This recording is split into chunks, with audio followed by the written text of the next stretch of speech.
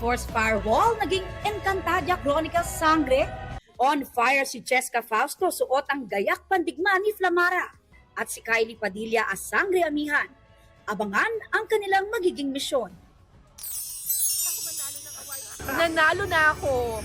Cara David na umani ng mga parangal sa First Famas Broadcast Arts Awards, na-meet ang mga drag queen na sina Precious Paula Nicole, Brigading at Venus Deluxe. Sana matupad na lahat ng birthday wish mo.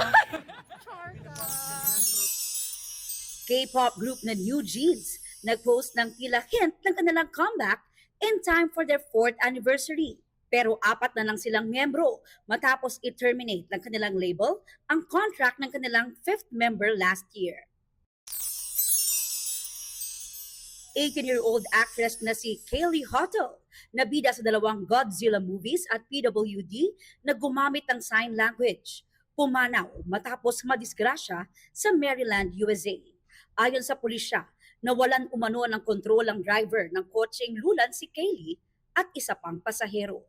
Aubrey Carampel, GMA News.